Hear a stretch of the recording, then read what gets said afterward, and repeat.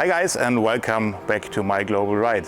You might know that I did a review of this bike at 36,000 kilometers, and a lot of people asked me, in the meantime, you must have done much more kilometers, so can you give us more information? And that's what I'm doing today. So I am at 70,000 kilometers right now on this bike, and you can imagine that in between 36,000 and 70,000, some more things happen to the bike than in the first episode. So this is what I'm talking about today, and as well, what I did not do in the last episode, I'm talking about what I like very much on this bike and also what I would do better with this bike if I was an engineer, which I'm not. But some suggestions what is not the perfect solution on that bike. If you're interested in that, just stay tuned. After the intro, you get all the informations.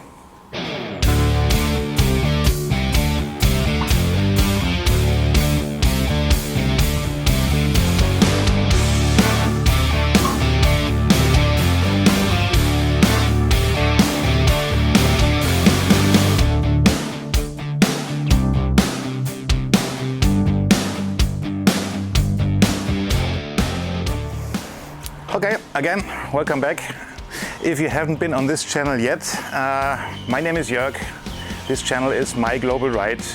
I'm riding around the world now since a little bit more than 1 year and also a little bit more than 70,000 kilometers. Started in Canada, did all the Americas, and now I am in Asia.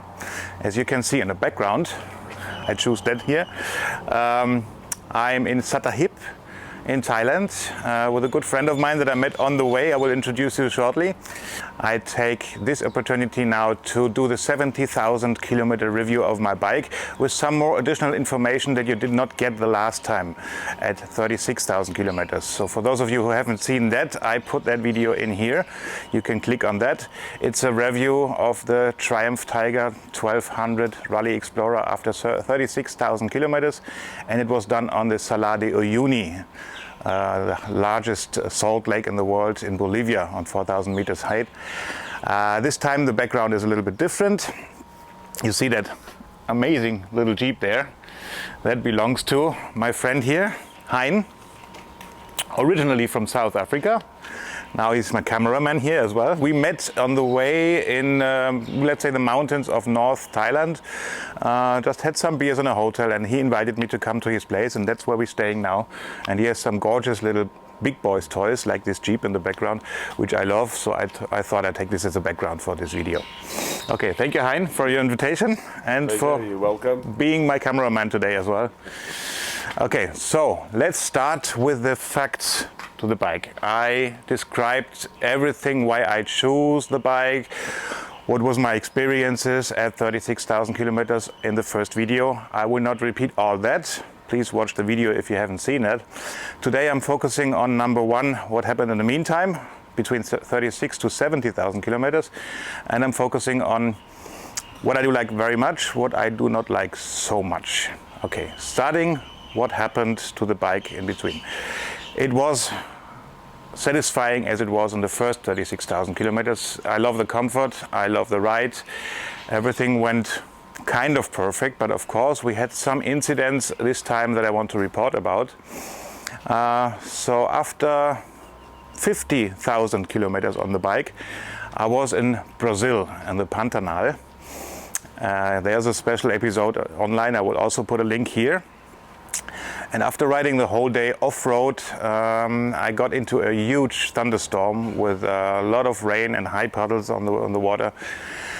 And I had to ride through that, and that caused some damage because water came obviously into the airbox. And this is already a little critics on the Triumph. There must be a maximum capacity that the intake can take water-wise, and if that is exceeded, the water will flow into the airbox, and that caused huge damage in my case. I had to be towed to the next Triumph dealer. This is an advantage of Triumph, they are everywhere. So I was like in the middle of nowhere in Brazil, and the towing was just 100 kilometers to a name I hardly can pronounce, Cuiabá. And there was a very good Triumph dealer, and they helped me out. The bike was there for a week, and so the following things had to be replaced. Battery, alternator, rectifier, the whole throttle body, of course the air filter, airbox had to be cleaned, and in the same place we also exchanged the front brake discs. Just to be clear, they haven't been worn out thickness wise, they were worn out by its shims, or whatever you want to call that small disc that's holding the disc brake on its ring of holding. They had to be replaced, and as well the steering head. After, like I said, more than 55,000 kilometers at all. The first things that I mentioned were replaced because of that water damage. And now that's the point. Imagine I'm riding this German bike all around the world. I find dealers everywhere, and when I have a problem, these dealers do everything to fix it on warranty, and that's what happened. So there were more than $2,500 in parts replaced on that bike after that damage, and it was done on warranty. The bike was already 1.5 years old, and everything was done on warranty. I had to pay for the air filter, obviously. No work, no nothing, so that was amazing. And I had the same experience later on again. I will tell you about that. Other than that, nothing had to be replaced on the bike. I did the regular services. I was exceeding the time span, so usually you do the service every 16,000 kilometers. Once I did it not after 16 but after 22,000 kilometers, and everything went well. When the oil is coming out, we check it and it looks absolutely not new, but still very, very good. My brake pads were lasting the first time and the second time 35,000 kilometers in the front, in the back even a little bit more. Also the second time. Now I'm at 70,000 kilometers, and I just did the new service here in Thailand, and also brake pads had to be replaced. So each time 35,000 kilometers, which is like amazing, but that's not mostly caused by the quality of that bike. It's mostly caused by the way I'm driving it, because I'm riding around the world. I'm not doing like racing stuff, I'm not doing like hard braking, but there was still a lot of curvy roads, so the brakes were used. But as you can imagine, on long distance rides, not as much as you do your home track and brake, accelerate like that. So I think it's remarkable, 35,000 kilometers for that. Other than that, nothing had to be replaced. So there was a second occasion where I had to be towed, and that was already here in Thailand. And on that second occasion I had the same display message like in Brazil. It came up, gearbox problem. I make the long story short, I was towed 3 times because several Triumph dealers couldn't find the original problem.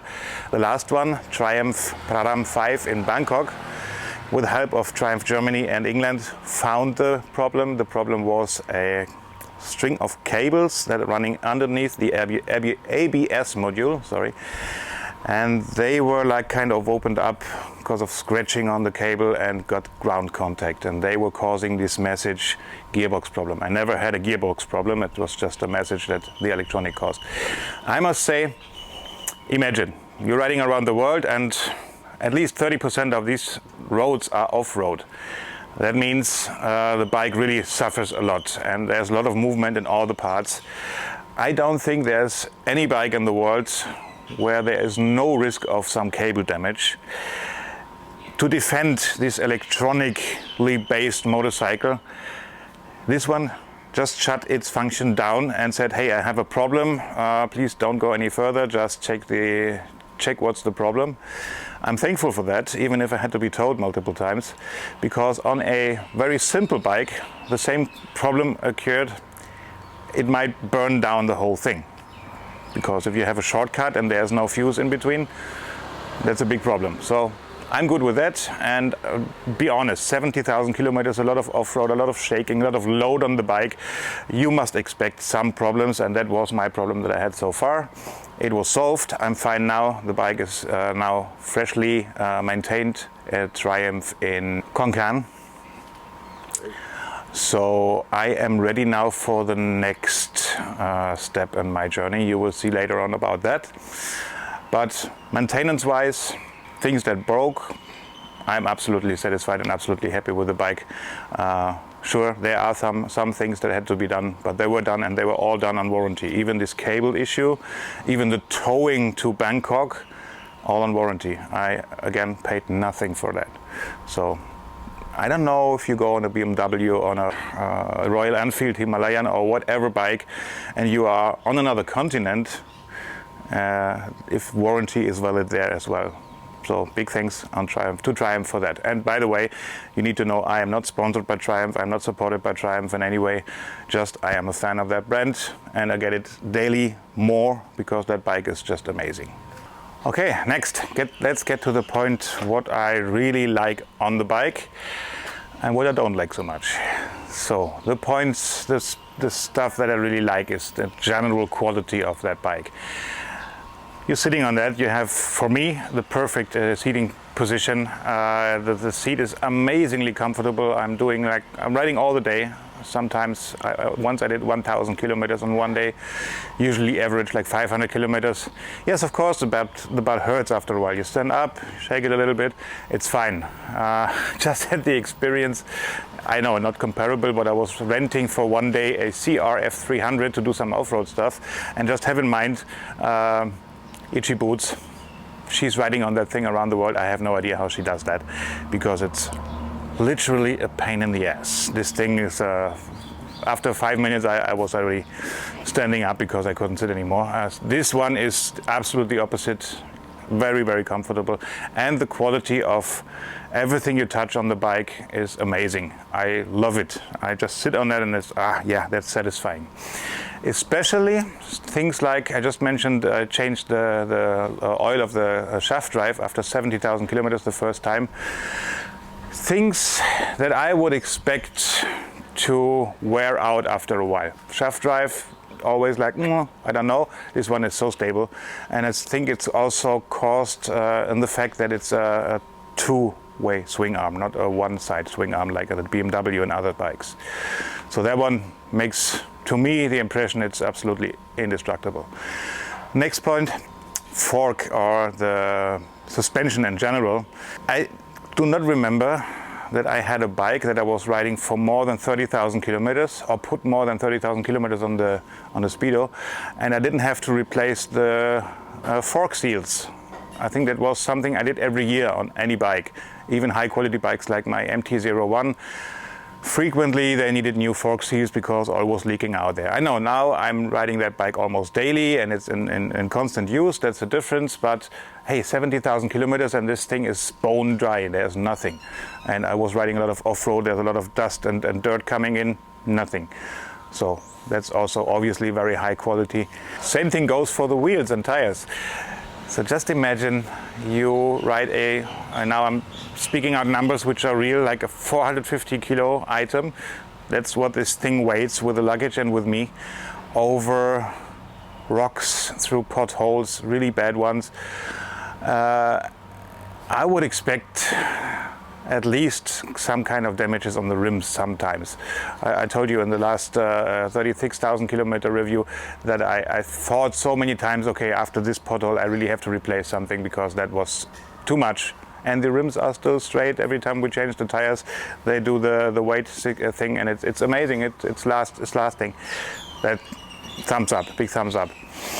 So quality-wise, I really, really like that bike. The quality of the wheels is one thing. The size of the wheels was a reason that I bought this bike, the 21 in the front and the 18 in the rear with the off-road capable tires on it. The funny thing is what you would expect compared to a combination like BMW 17-inch or 17-inch front and rear is that the handling suffers under this combination. I must admit I haven't ridden a GT model with the 19 and 18-inch wheels, but while I'm riding this bike I have so much fun, especially in hairpins, especially in cornering. The handling, even with the luggage on, is so good that I couldn't imagine any bad influence of this wheel size. But the advantage of that wheel size is of course the off-road capability. So I demonstrated that in several videos. Just watch my channel and you will see off-road parts with this wheel size. Just fun. Last but not least, like I said, everything you touch, also the handles, the switches on that bike, compared with other bikes that I was riding before, even after 70,000 kilometers now, there's no switch that feels like worn out or something. Everything is like on day one, everything is illuminated, so you see it at night. There's nothing that I must say, okay, you feel now this bike has already done a lifetime span. 70,000 kilometers is a lot for a motorcycle. No, everything works like, I'd say, almost brand new. Of course, there are some wearing traces on the bike, but handling wise, everything you touch is very, very high quality. So that's what I like about the bike. Now we're getting to the point what I don't like about the bike. And there are some points as well. Starting with the main stand. I don't demonstrate it now because the luggage is on, but the very first time I took the bike from Touratech in Germany, I was trying to put it on the main stand and there was no load. There was the panniers on it, but they were empty and I couldn't do it. So I've had to find my technique to put it on the main stand. And to excuse Triumph, I am sure the engineers there were working hard to find a good solution, to find a good spot to attach the main stand and find the right handling angle to bring it on that main stand. But no, that didn't work out. So it's really, really difficult and heavy to put that bike on the main stand. Possible when you get the way how to do it, but for a person less than my size and my weight, I think that's kind of almost impossible. So the good thing is the side stand, and this is one point I just forgot about the positive things. Side stand is one of these items that if you see it, if you touch it, if you open it and close it, it gives you just a feeling of a very, very high quality item. So usually I live only with a side stand, only in maintenance reasons I open the main stand. The next critics I have are almost all in the same group, and it's connected with software and electric components. And let's start with things I can compare to other brands. So if you're riding a bike like this, you want to attach additional gear, like a navigation system. You want to attach your phone somehow. In my case, of course, the cameras, so you can see the videos. And I think Triumph did not think so much about that. Of course, for all these electronic items, you need a charging spot or something to provide power. In the front, you have only a 12-volt round plug. That's outdated. You need an USB, at least one or two USB plugs just to charge your phone, your camera, whatever. There's only this one 12-volt plug, the small size, and I have two adapters with me. Both of these adapters died because of vibration and water, and so there should be just a waterproof USB connection, and that will solve already many problems. I don't like that. There's only one USB connection underneath the seat. Not good. Also in the front, and this is what I'm comparing, for example, with KTM. KTM does have a connector with ignition plus and one connector with plus always on behind their instrument, so you can connect something.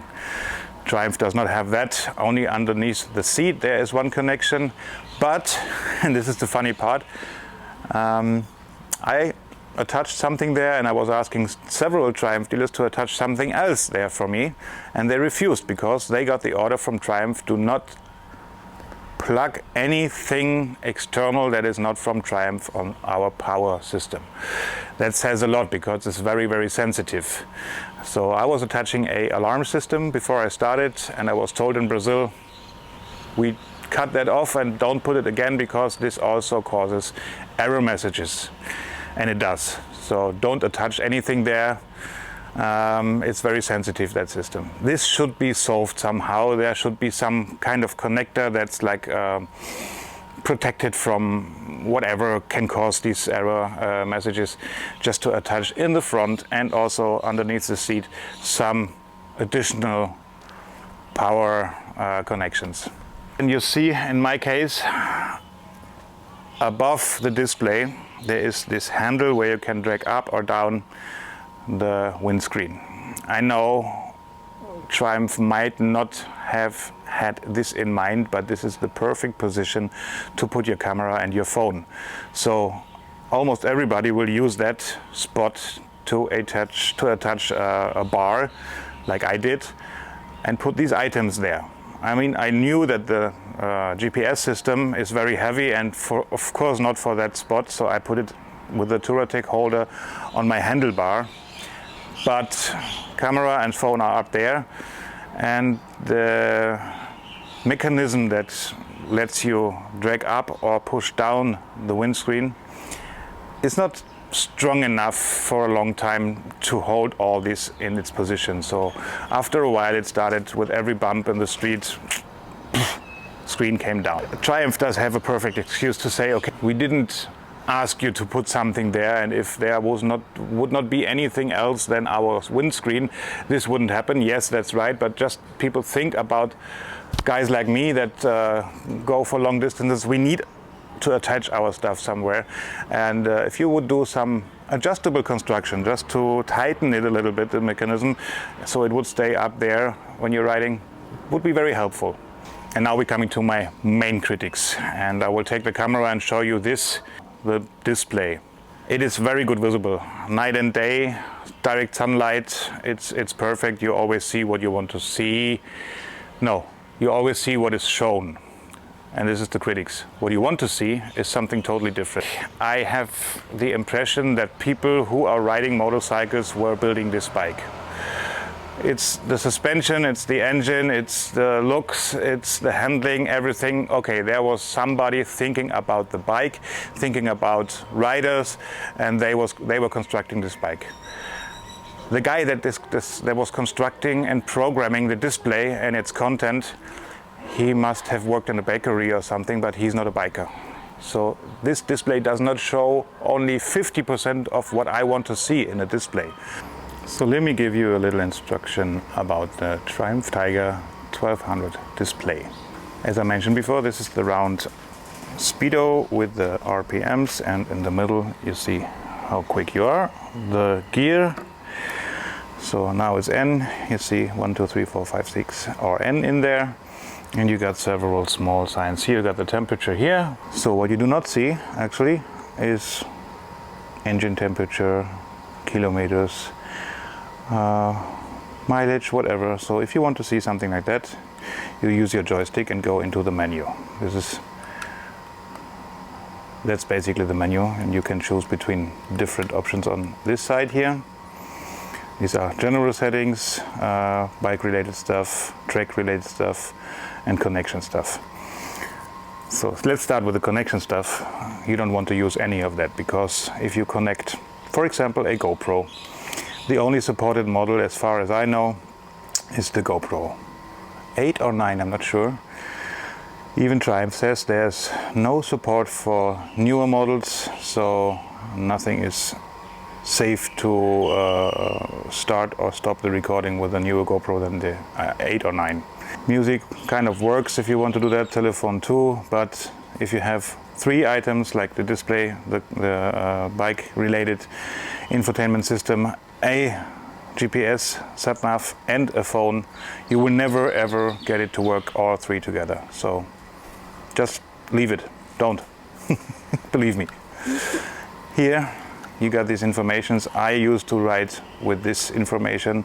You have additionally to your round RPMs and speed, the average gasoline consumption, the actual gasoline consumption, and how far you can go. That's helpful. I would say at least 2 of these 3 informations could be permanently displayed. That's nice. So if you go back to that menu point, you can display your kilometers, but only your daily kilometers 1 or 2. You can use some settings here. Nothing can be on the display permanently. I mean, you can leave it on, but then your speedo here goes to an X size on the left side. I don't like that. And at least I want to have my daily kilometers permanently on display. Okay, now you want to see how much kilometers you have on this bike already in general. And if you don't know, you will never find it, because you need to go to bike settings, skip from all these points up here to inspection. And this is where you find your actual kilometers, 70,310. This is poor. I mean, who wants to do that all the time to see how many kilometers you have driven so far with the bike? You have some more general settings here. I mean, all this is kind of logic. You get through this and it makes sense. Also, what's really helpful, it helped me a lot of times, is the TPMS, which is the tire pressure management system. That is really, really reliable. When I had a flat tire once, it showed me before it got dangerous, so that makes sense. I don't want to go through all these settings. I just tell you the basic settings of this display. What you see basically on the big screen is what you see right now. And I am missing the kilometers that I'm riding today. I am missing my kilometers in total. I am missing very bad temperature of my coolant. I can show you where that is. If you go back to the menu, it's here again with the bike settings. So this is your coolant temperature. Who wants to do that? I want to see that permanently in the display. Even if I never had a problem with that, but I want to see that, period. But yeah, that's missing on the regular display. And I mean, you see the size, that is 7 inches. There's enough space to display all that. And it's even enough space to implement Apple CarPlay and Android Auto.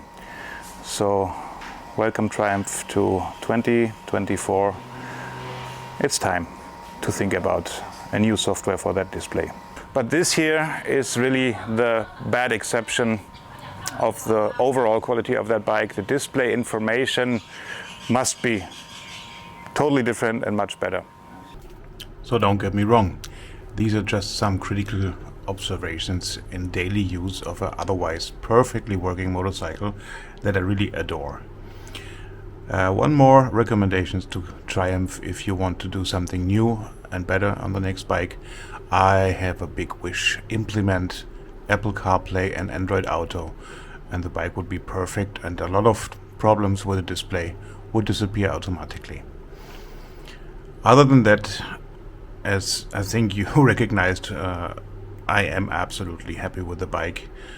And if I had the choice of the whole market, I was going through all the brands every year, also while I was riding, and I could not find any other bike that I would use for this tour than this bike. So even if I spoke out some critics in this episode, just believe me when I say this is the perfect bike from my tour around the world on my global ride. Alright guys, if you found these informations helpful for yourself, give me a thumbs up and watch some of the pictures of my journey in the end of this video. If you're interested in the journey itself, the best thing to watch my videos is just to subscribe to the channel, and you have the full load of more than 80 videos right now. Lots of them of my travels, and lots of them also about the bike and about accessories. So just go through my channel, and I'm also happy for every comment, every like, or some critics. Just go ahead.